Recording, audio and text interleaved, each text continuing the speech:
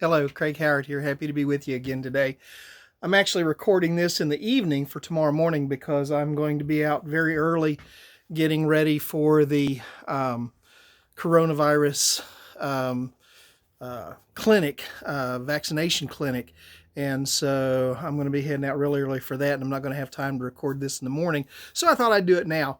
Part of my day today was spent at the doctor's office in preparation for surgery that I'm having next week. I'll actually probably not be on here Monday or Tuesday or maybe part of the week next week because I'm going in for knee replacement surgery on Monday morning. But I had to go through a whole preparation thing where my own physician examined me and made sure that I was healthy enough to go through surgery and all of that. And I thought about, how preparations need to take place in life. I was talking to a young lady this morning who has gone through some very difficult times in her life to get her ready to do the kinds of things that she needs to do. She actually was a homeless girl that I had helped out, and she kept blowing her situation. We'd get her set up with something, and it would fall apart, and it would blow. And finally, one of the most difficult things I ever did, I had to leave her out on the street in the wintertime for a couple of nights to let her realize just how bad it could get. And it was the thing that finally got through to her that she had to change the way that she was doing things and the way she was looking at things. And it was terrifying. I didn't sleep good those nights. It was awful. I had the local police department in the town that she was in circling around her, making sure she was okay, just to make sure that nothing happened to her, but she didn't know that. She spent a couple nights out in like 15-degree weather, and it was awful. But in talking with her today, she's got a whole different way that she looks at things. And this has prepared her to say, okay, I've got to go get a job, and I've got to do the things that I need to do to get my life on track and to get out of this miasma of bad decisions that I've been making. And so we spent a lot of time talking about it today, and she's actually, in a way, thankful that she went through that because it's given her a whole different perspective on some things. Well, I tell you that to tell you that preparation is something that God builds into our lives, things that we have to go through oftentimes that are going to prepare us for the things that we're going to need to know. Did you know that when a giraffe gives birth to a baby, it does it standing up, and that baby falls like 8 or 10 feet to the ground, and the first thing the mother does is kick it? She kicks it to get up.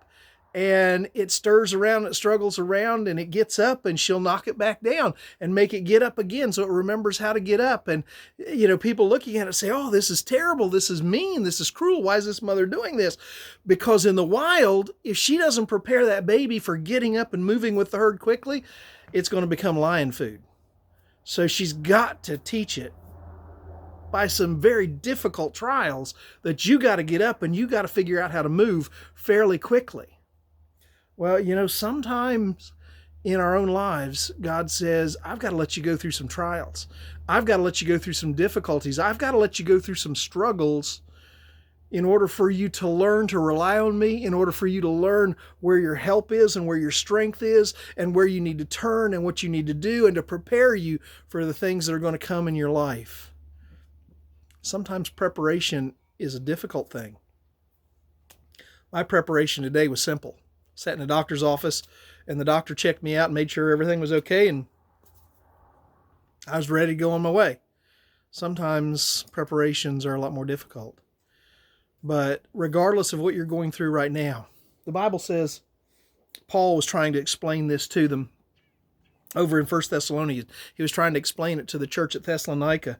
And in chapter 3, verses 2-4, he said, and I sent Timothy, our brother and minister in God and fellow laborer in the gospel of Christ, to establish you and encourage you concerning your faith, that no one should be shaken by these afflictions. Don't be shaken. Don't say, oh, God hates me. Oh, what's going on? Why is this happening? He says, don't be shaken in these afflictions.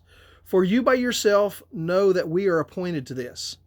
For in fact, we told you before that we were with you and that we would suffer tribulation just as it happened.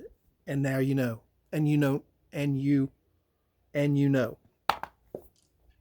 Paul's saying you can't be shaken by the trials when they come, by the afflictions when they come. God has a reason for allowing you to go through them. He even told them, this is going to come. This is going to be part of God's preparation for you.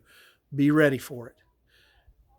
I'm saying to you, don't be shaken by whatever afflictions you may be going through in life. They're going to be part of life, and it's part of what we all have to endure and go through. But God is always there, and He's going to walk through those with us. So be ready. Well, thank you for this time. I'll be at the COVID vaccination clinic all day tomorrow. I want to thank the people that have called and volunteered and stepped up. It's taking so many more volunteers than we thought it was going to take. And there's still room to add volunteers to the list. So if that's something you want to do, please let me know. If you've contacted me and I haven't called you about setting up a time for volunteering, call me again or contact me again and remind me, because I've got places I need to put people and I'm not sure at this point who I've contacted and who I haven't. So if you're willing to help on Thursdays at the vaccination clinic, your help is needed.